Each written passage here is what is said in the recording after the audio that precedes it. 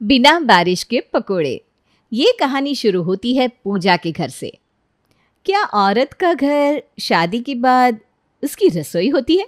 क्योंकि 14 से 15 घंटे तो वो बेचारी वहीं होती है। रोज की तरह सवेरे सवेरे नाश्ता बनाती हुई पूजा अपने सामने वाली पड़ोसन से खिड़की से बात कर रही थी। और क्या बना रही हैं अनीता भाभी आप? मैं क्या बनाऊंगी पूजा, मैं तेरी तरह थोड़ी ना हूँ जो सुबह उठते ही रसोई में चली आती और घर के हर पर्सन के लिए उसके हिसाब का खाना बनाती है। मैं ऐसा करने लगी ना तो मेरा सारा जीवन किचन में ही चला जाएगा, फिर मैं खुद का ध्यान कैसे रखूंगी। तो भाभी आप भैया को खाने में क्या देती हैं? अरे हर रोज़ नाश्ते में ब्रेड मटर बना देती हूँ। जिस दिन सेट मैक्स पर सूर्यवंशम आती है ना, उस दिन तो हम खाना बाहर ही खाते हैं। अगर धूप बहुत ज़्यादा हुई तब तो मैं किचन में जाती नहीं, और बारिश हो गई ना तो प्रेम खाना बनाता है। आपका तो बहुत अच्छा है भाभी। ऐसे तो आदमी आधे से ज़्यादा वक्त रसोई जाने से ही बच जाए। तो रसोई से बचना ही तो है। मछली पकड़ने आई हो समंदर में, समंदर के अंदर बैठने नहीं। सबको खाना परोसने के बाद हमें मिलता क्या है? सभी का छोड़ा हुआ झूठा या फ्रिज की ठंडी रोटियां। इनका क्या है? इन्हें तो मौसम के हिसाब से खाना खाना है। हम बीवियों के लिए भी तो मौसम बदलते हैं, कोई वो भी तो देखें। चल छोड़, पार्लर जाना है। ओके। तभी हॉल से आवाज़ आती है। भाभी मेरा रोल बना कि नहीं, मुझे कॉलेज के लिए देर हो रही है। अभी लाई देवर जी। भाभी मैं आपसे बाद में बात करती हूँ। करोगी क्या? क्योंकि मुझे नहीं लगता कि तुम्हें कभी भी वक्त मिलेगा। अपने देवर के लिए बनाया हुआ रोल प्लेट में सजाकर पूजा हॉल में जाती है कि तुरंत मेहुल कहता है, बहू आज नाश्ते में पकोड़े बना ले। पकोड़े बना रही हो बहू तो मेरे लिए कच्चे आलू के बना देना। उबले हुए आलू के पकोड़े मुझे ज़रा भी हजम नहीं होते। पिछली बार याद है ना कैसे खाने के बाद 3 दिन तक रोई थी मैं, पेट कितना फूल गया था। एक बार खाना 4 बार रोना, गैस नहीं निकलती उसके बाद। ठीक है मम्मी जी, मैं आपके लिए कच्चे आलू के पकोड़े बना दूंगी। उसी वक्त गौतम अपने कमरे से बाहर आता है। अगर मैंने गलत नहीं सुना तो आज पकोड़े सकोड़े बनाए जा रहे हैं। मैं तो प्याज के ही पकोड़े खाता हूँ पूजा, जानती हो ना। मेरे लिए प्याज के पकोड़े बना देना। सावन का महीना चल रहा है, आपको पता है ना मैं रोज़ भोग बनाती हूँ। अब मैं प्याज के पकोड़े बनाने जाऊँगी तो उसके बाद पूरा चूल्हा मुझे साफ़ करना पड़ेगा। ठीक है, मत बनाओ। वैसे तो लोग कहते हैं कि पति परमेश्वर होता है, पर तुम मुझे इस पावन महीने में भी भूखा रखना चाहती हो तो भूखा रह लूँगा मैं। अरे नहीं नहीं, ऐसा मत कहिए। ठीक है, मैं आपके लिए प्याज के पकोड़े बना दूंगी। I love you Pooja. Lord साहब हम भी हैं यहाँ। ये तो गलत है भाभी, अब सबके लिए पकोड़े बना रही है। जब तक मैं आऊँगा तब तक तो पकोड़े खत्म हो जाएंगे। अरे पकोड़े बनाने में वक्त ही कितना लगता है। बहू अभी तेरे लिए पकोड़े बना देगी फटाक से, खा के ही जाना। पूजा फिर से किचन में जाती है और सभी के लिए पकोड़े बनाने की तैयारी करने लगती है। इत्तेफाक से फिर से अनीता अपनी रसोई में आती है और पूजा को देख लेती है। मुझे पता था। आपको काम से छुट्टी नहीं मिलने वाली। अरे ये काम थोड़ी ना है, ये तो मेरा कर्तव्य है भाभी। अरे ये कौन सा कर्तव्य है जो सिर्फ आप पर ही लागू होता है? बाकी सब भी तो आपकी चिंता कर सकते हैं ना। खैर मुझे क्या, आप बनाइए पकोड़े सबके लिए। उसके बाद अगर आपको पकोड़े नसीब हो जाए तो फिर बात कीजिएगा। पूजा सभी के लिए पकोड़े तलते तलते इतनी थक जाती है कि खुद के पकोड़े बनाती ही नहीं। फ्रिज में जो कुछ भी बचा है खा लेती हूँ, अब जाकर कौन पकोड़े बनाएगा। फ्रिज का बासी ठंडा खाना लेकर पूजा खा ही रही थी कि अंकिता उसके घर आ जाती है। बदलाव करो कुछ पूजा भाभी, वरना दिक्कत हो जाएगी आगे। आप तो बाहर से खाना मंगवा लेती हैं भाभी, पर मेरे घर में बाहर का खाना कोई भी नहीं खाना चाहता। फिर मैं कैसे किचन से छुटकारा पाऊँ? जैसा मौसम वैसा खाना। अरे ये पकोड़े वकोड़े तो बारिश के दिनों में बनाए जाते हैं। रोज़ रोज़ रोटी, अलग से पकोड़े, चटनी, सलाद। अरे क्यों भाई साहब इतना कुछ? भाभी ये तो मैंने सोचा ही नहीं था। अब इस घर में मौसम के हिसाब से ही वैरायटी बन जाएगी। और उसी रात से पूजा पूरी तरह बदल जाती है। रात को सभी एक साथ बैठे थे, तभी गौतम कहता है, रात के खाने में क्या है पूजा? आलू की सब्जी और रोटी। अच्छा एक काम करो, सुबह का बेसन तो बचा ही होगा, उसे ख़त्म कर दो। जो बेसन का घोल बचा है उससे पकोड़े छान दो मेरे लिए, मैं पकोड़े ही खा लूँगा। अच्छा तो फिर आपके हिस्से की बची हुई सब्ज़ी कौन खाएगा? कोई नहीं, फिर उस सब्ज़ी को मुझे फ्रिज में रखना होगा। फिर फ्रिज की उस बासी सब्ज़ी अगले दिन कौन खाएगा? अब से इस घर में ये सब नहीं होगा। बारिश हुई है क्या जो आपको पकोड़े चाहिए? रोटी सब्जी बनी है, खा लीजिए। आज पहली बार पूजा के मुंह से ना सुनकर सब चौंक जाते हैं। पूजा अपने खाने की प्लेट लेकर कमरे में चली जाती है। मेरी अन्नपूर्णा ने तो आज 9 बजे रसोई कैसे साफ कर दी और खाने को ना भी बोल दिया। मेरी पूजा तो ऐसी ना थी। शायद भाभी थक गई होगी मम्मी। अगली सुबह हाथ में सब्जी की थैली लिए सुजाता हाँफते हुए घर लौटती है और अपनी बहू को आवाज़ लगाते हुए कहती है, पूजा, पूजा कहाँ है बेटा? देख, आज मैं तेरी पसंदीदा भिंडी लेकर आई हूँ। आज भिंडी बना लेना। सबकी मन की करते करते तू अपनी मन की कर ही नहीं पाती ना। कितनी फिक्र करती हैं आप मम्मी जी मेरी। देखिए तो कैसे हाँफ रही है। आप ज़रूर सस्ती सब्जी ढूंढने के चक्कर में मंडी में अंदर तक चली गई होंगी। बैठिए, मैं आपके लिए पानी लेकर आती हूँ। अरे नहीं बहू, देख थैली में ना ताज़े रस वाले नींबू लेकर आई हूँ, उससे शिकंजी बना ले। तेरे लिए भी बना लेना, फिर दोनों साथ में पियेंगे। जी मम्मी जी। रसोई में जाकर पूजा जैसे ही नींबू काटने जाती है, पूजा को रसोई में देखते ही अपनी खिड़की से अनीता कहती है, सुबह के 8 बज रहे हैं, अगस्त का महीना है, इतनी धूप भी नहीं है कि शिकंजी बनाई जाए। आपको रसोई में रहना है क्या भाभी? अच्छा याद दिलाया भाभी आपने। अरे पूजा, क्या कर रही थी तू ये? पूजा बाहर आती है और अपनी सास से कहती है, गर्मी का मौसम तो है नहीं मम्मी जी कि शिकंजी बनाई जाए।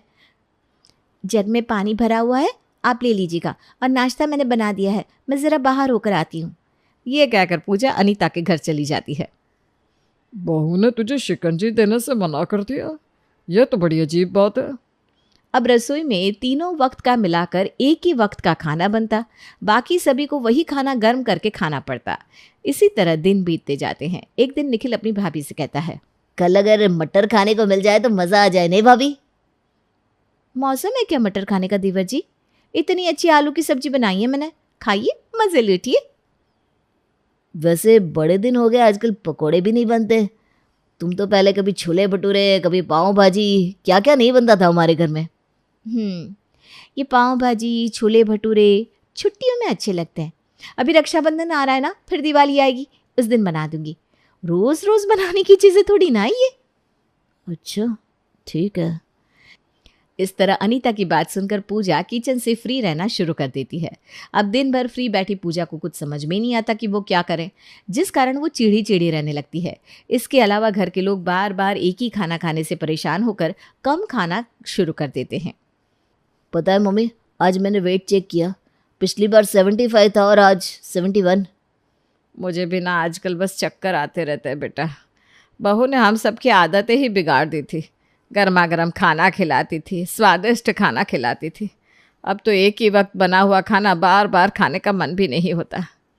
एक काम करती हूँ, आपसे मैं ही खाना बना लेती हूँ। और अपने घुटने के दर्द से परेशान, शरीर में 10 बीमारियां लिए सुजाता जैसे ही रसोई में जाकर स्टव ऑन करती है, पूजा भागते हुए रसोई में आती है और अपनी सास का हाथ पकड़ लेती है। 4 महीने पहले ही जल गई थी ना आप? डॉक्टर ने आपको गर्म चीज़ों के पास जाने से मना किया है, फिर भी आप किचन में आ गई। अब तुझे काम करने में थकावट हो रही है ना बेटा, तो मैं काम कर लेती हूँ, क्या फ़र्क पड़ता है, काम तू करे या मैं करूँ। और डॉक्टरों का तो रह नहीं दे, वो तो चाहते ही नहीं कि उनके पेशेंट कोई काम करे ताकि उन्हें उनकी फ़ीस मिलती रहे। मैं भी कितनी पागल थी मम्मी जी, जो अनीता भाभी की बातें सुनकर अपने घर वालों की फिक्र ना करके सिर्फ खुद की सोच रही थी। दिन भर मैं फ्री ही रहती हूँ मम्मी जी, कोई काम नहीं होता करने को। अकेले बैठे रहने के कारण मेरे सर में और दर्द हो जाता है। ये रसोई मेरी है मम्मी जी, और इसे मैं ही संभालूंगी। पूजा ये कह रही थी कि तभी अचानक अनीता के घर से ज़ोर ज़ोर से चिल्लाने की आवाज़ आने लगती है। उसका पति उसका हाथ पकड़कर घर से बाहर ले आता है। मेरी माँ को मुझसे अलग कर दिया तुमने, अब तुम मुझे भी मारना चाहती हो। कितना फ्रस्ट्रेटेड करोगी अनीता? तुम मुझे डिवोर्स नहीं दोगी मुझे पता है, पर मैं तुम्हें डिवोर्स देता हूँ और ये रखोगी ये घर अपने पास। मैं जा रहा हूँ यहाँ से। जो खाना बनाने के काम को पुण्य का काम ना समझकर बोझ समझे, उसके घर में तो ये होना ही था। ये कहकर पूजा अपनी रसोई की खिड़की बंद कर लेती है ताकि उसे कभी भी अनीता का चेहरा ना देखना पड़े। कुछ देर में पूजा सभी के लिए उनके पसंद के पकौड़े बनाकर बाहर ले आती है। अरे वाह, बिना बारिश के पकौड़े। राधा का लक बहुत अच्छा होता है, जिससे सिर्फ उसके ही नहीं पर साथ वाले लोगों के भी काम बन जाते हैं। जिस वजह से उसके दोस्त और परिवार वाले हमेशा किसी भी जरूरी काम के लिए राधा को अपने साथ ले जाते हैं। अरे राधा कहाँ मर गई, जल्दी इधर आ। अरे देख तो लॉटरी का रिजल्ट आने वाला है, मेरी टिकट का नंबर तो देख जल्दी से। सास के बुलाने पर राधा अपने सारे काम छोड़कर लॉटरी का रिजल्ट देखने जाती है और सास लॉटरी जीत जाती है। अरे जीत गई भाई, जीत गई मेरी 2 लाख की लॉटरी लग गई। वैसे तू किसी काम की हो या नहीं ये तो नहीं पता, पर तेरा गुड लक मेरे बहुत काम का है। अब मेरे सर पर क्यों खड़ी है, जा जाकर काम कर। राधा की सास को उसके गुड लक से ज्यादा ना अपनी बहू की फिक्र है और ना ही उससे प्यार। पर राधा कभी किसी चीज की कोई शिकायत नहीं करती। लॉटरी जीतने के अगले ही दिन अचानक सास की तबीयत खराब हो जाती है और उसे हॉस्पिटल में एडमिट करते हैं। बीमारी का कुछ पता नहीं चल रहा, फुल बॉडी चेकअप करना पड़ेगा। आपको जो करना है कीजिए।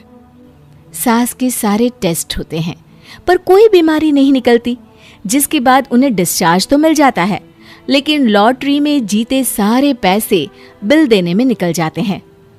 अरे वही बात हो गई, हाथ आया पर मुंह को ना लगा। मम्मी जी, पैसा आता जाता रहेगा, जान ज्यादा प्यारी है। राधा की बात को इग्नोर करते हुए सास घर से निकल जाती है। तभी पड़ोस वाली निम्मी आंटी उनके घर आती है। मैंने कहा घर में कोई है?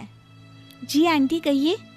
अरे अच्छा हुआ राधा तू मिल गई, मुझे ना अर्जेंट में तेरी मदद चाहिए। निम्मी राधा को कुछ बताए बिना सीधा अपने घर की रसोई में ले जाकर उसे खड़ा कर देती है। ये भटूरे अच्छे बनना किसी गुड लक से कम नहीं, इसलिए प्लीज जब तक जमाई के घर वाले खाना खा रहे हैं तो यहीं रहना। आंटी जी, बस भटूरे फूल जाए इसलिए आपने मुझे यहाँ बुलाया। ठीक है, मैं हेल्प कर देती हूँ। अब दोनों मिलकर भटूरे बनाने लगती हैं, जिसके बाद निम्मी आंटी राधा की मदद के लिए उसे भी छोले भटूरे खिलाकर घर वापस भेजती है। इसी तरह राधा अपने गुड लक से खुशी खुशी कभी दोस्तों, कभी पड़ोसी तो कभी घर वालों की मदद करती रहती है। तुम्हें तो अपना बिजनेस शुरू कर लेना चाहिए, अच्छे पैसे कमाओगी। कैसी बात करती हो? ऐसा सौभाग्य भगवान हर किसी को नहीं देता और हमें इसका फायदा नहीं उठाना चाहिए। अरे जिस गुड लक को तुम अपना सौभाग्य मानती हो उससे और तुम्हें लोग सिर्फ अपने मतलब के लिए इस्तेमाल करके भूल जाते हैं। राधा की बात पर हंसकर राधा कमरे में और माधव ऑफिस चला जाता है। उसी शाम राधा के गुड लक की मदद से सास दूसरी लॉटरी जीत जाती है। अरे 2 गए तो क्या, इस बार तो 3 लाख मिले हैं, इनका अच्छे से इस्तेमाल करूंगी। और इसी के साथ अगले दिन सास दोबारा हॉस्पिटल पहुंच जाती है, जहां एक बार फिर सब चेकअप और टेस्ट के बाद कोई बीमारी नहीं निकलती, लेकिन हॉस्पिटल में रहने और बाकी सब का बिल मिलाकर 3 लाख का बन जाता है। सब घर वापस आ जाते हैं। अगले दिन माधव अपनी डील अच्छे से पूरी करने के लिए राधा को अपने साथ ऑफिस लेकर जाता है। फिक्र मत करो, डील फिक्स हो जाएगी। अब माधव मीटिंग रूम में जाता है और कुछ ही देर में डील फिक्स करके बाहर आ जाता है। अरे कल तक वो डील कैंसिल होने की कगार पर थी और आज तुम्हारे आते ही फिक्स हो गई। अगर आज तुम यहाँ नहीं होती तो शायद मेरी जॉब चली जाती। तुमने मुझसे शादी करके मेरी पूरी लाइफ ही गुड लक कर दी है यार। अच्छा जी, फिर इस life time good luck subscription के लिए क्या अमाउंट देंगे आप? जो तुम बोलो, सब कुछ तुम्हारा ही तो है। डील की खुशी में दोनों पति पत्नी शॉपिंग पर चले जाते हैं, जहां से वो शाम को आइसक्रीम खाते हुए घर वापस आते हैं। जहां पहले से लॉटरी जीतकर भी हारने की वजह से गुस्से में बैठी सास उन दोनों को एक साथ देखकर ज्यादा चिढ़ जाती है। ये सही है, मेरी लॉटरी पर मनहूसियत लगाकर पति के साथ शॉपिंग कर रही है। मम्मी जी, हम यहाँ सिर्फ माधव की नई डील सेलिब्रेट कर रहे थे।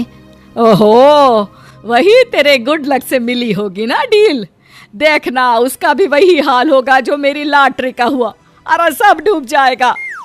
मम्मी, कुछ अच्छा नहीं बोल सकती तो बुरा तो मत बोलो। आप एक लॉटरी के पीछे अपने बेटे की खुशियों को बद्दुआ कैसे दे सकती हो?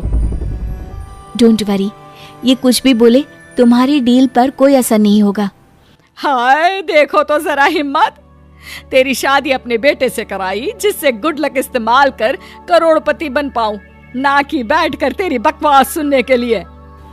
अपनी मम्मी की बातें सुन माधव हैरान रह जाता है। आप राधा के साथ ऐसा सलूक नहीं कर सकती। अपने मतलब के लिए उसका इस्तेमाल करना बिल्कुल गलत है। ये तो उसकी अच्छाई है कि वो हमेशा सबकी निस्वार्थ सेवा और मदद करती रहती है। अगर चाहे तो गुड लक के बदले आपसे क्या, किसी से कोई भी काम करा के खुद करोड़पति बन सकती है, लेकिन वो ऐसा नहीं करती है और आपको भी नहीं करना चाहिए। मम्मी, आप कितनी भी कोशिश कर लीजिए, ऐसे स्वभाव के साथ हमेशा हार ही हाथ लगेगी। सास को ऐसा बोल राधा रसोई में चली जाती है, जिसके पीछे माधव भी रसोई में आता है। तुमने ऐसा क्यों बोला कि हमेशा हार मिलेगी? क्योंकि मम्मी का स्वभाव मेरे और गुड लक के लिए अच्छा नहीं है, इसलिए उनके साथ अच्छा नहीं हो सकता। मतलब मैं कुछ समझा नहीं। जो इंसान सिर्फ अपने फायदे के लिए किसी मतलब से गुड लक का इस्तेमाल करता है और फिर उसके लिए कोई इज्जत नहीं दिखाता, तो गुड लक उसके साथ नहीं रहता और उसका बना हुआ काम भी बिगड़ जाता है। जैसे कोई बीमारी नहीं होने पर भी मम्मी लॉटरी जीतते ही हॉस्पिटल पहुंच जाती हैं। ओह, तो वो इस वजह से होता है।